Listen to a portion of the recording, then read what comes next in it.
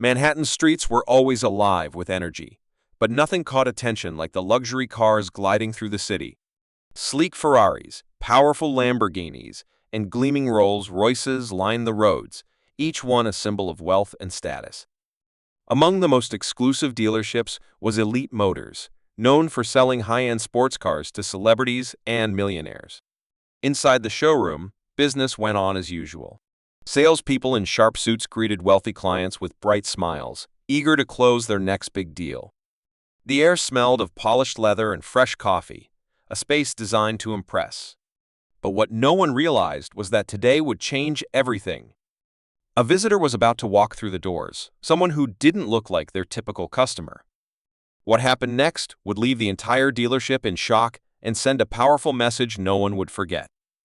Jordan Carter wasn't just another businessman, he was a self-made millionaire who built a successful tech company from the ground up.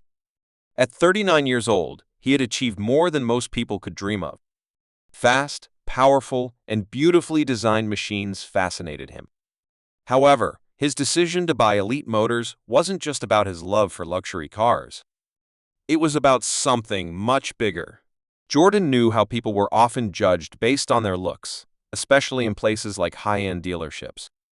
He had experienced it himself, being underestimated, ignored, or treated differently just because he didn't look wealthy. He wanted to change that. He wanted Elite Motors to be a place where every customer, no matter who they were or what they wore, was treated with the same level of respect. And today, he was going to see firsthand if his new business needed that change. That morning, Jordan Carter decided to visit Elite Motors in a way no one would expect. Instead of arriving in a flashy car or wearing a tailored suit, he kept things simple. Jeans, sneakers, and a plain black t-shirt were all he chose for his visit.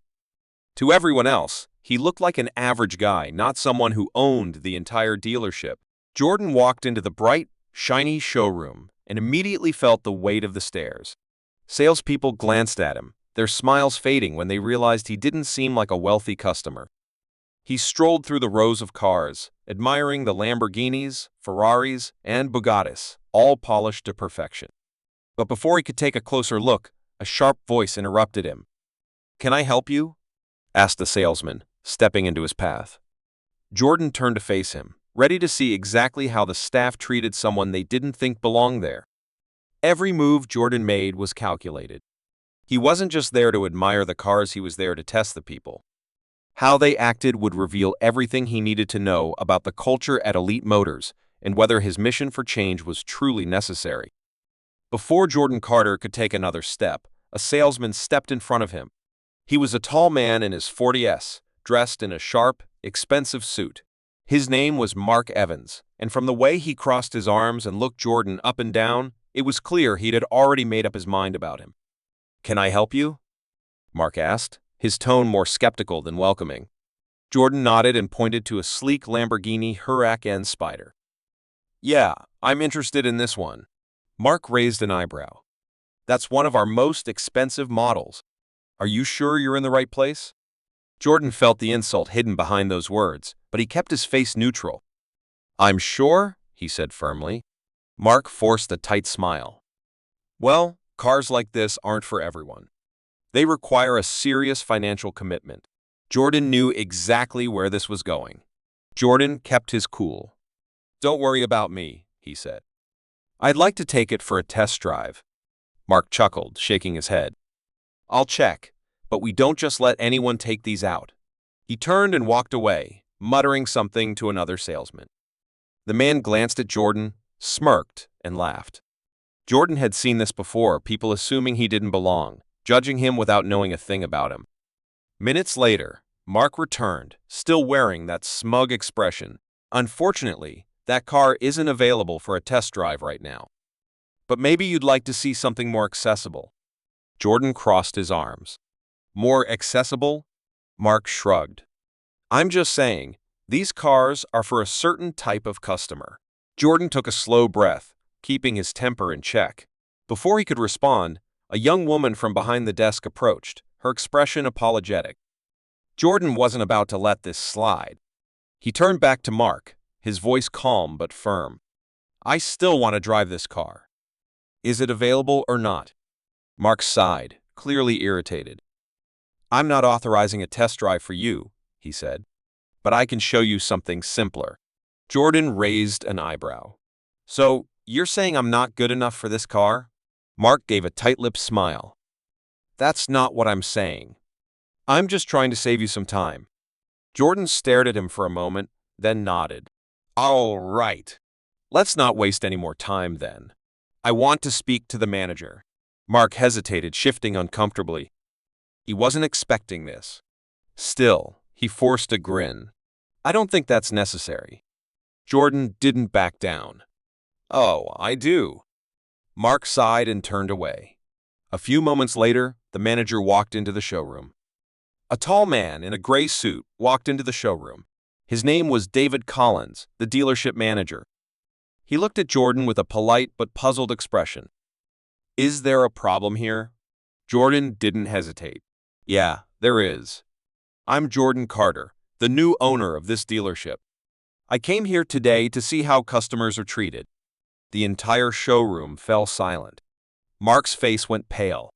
His mouth opened, but no words came out. Employees nearby stopped what they were doing, staring in shock. David's eyes widened. You're the new owner? That's right, Jordan said. And now, we need to have a serious conversation about how this place is being run. Mark swallowed hard, looking around as if hoping someone would defend him. But no one did. He had just made the biggest mistake of his career. Jordan didn't waste time. He turned to Mark, his voice serious. What happened today wasn't just about bad customer service. It's about an old way of thinking that I won't tolerate in my dealership. Mark opened his mouth, but Jordan held up a hand. You made a choice based on how I looked, and that's not acceptable. It's disrespectful to me and to anyone who's ever been judged unfairly because of how they appear. Mark looked around, hoping for support, but no one spoke up. His face turned red as he realized no one was on his side. I was just doing my job, Mark tried to explain. Jordan shook his head. You're not fit to represent what I want for this place. Pack your things and leave. Mark stood frozen for a moment, then slowly gathered his things and walked out, leaving the showroom silent but full of respect for Jordan's decision. After Mark left, Jordan turned to the rest of the staff, his voice strong. This dealership has a new purpose. From now on, every person who walks in here will be treated with respect, no matter who they are or what they wear. He looked at Sofia Garcia, the administrative assistant who had supported him earlier. Sofia, you showed real professionalism today. That's why I'm promoting you to supervisor. Sofia's eyes widened in shock. Me? Supervisor, Jordan smiled. Yes, because you understand what this dealership stands for. Respect, integrity, and fairness. That's our new standard. Weeks passed, and Elite Motors was transformed. The dealership reopened with a new team and a new philosophy, one rooted in respect and inclusion. The staff was trained to treat every customer with dignity, regardless of their appearance or background. To celebrate this change, Jordan hosted a community event, inviting locals to see that Elite Motors was now a place for everyone. The showroom buzzed with excitement as people from all walks of life came in to see the cars and learn about the new direction the dealership was heading. In an interview with a magazine, Jordan shared his thoughts. Luxury isn't just about price tags. It's about respect. That's what we're offering here now. The story of Elite Motors became more than just about selling cars. It was about creating a space. Please, kindly.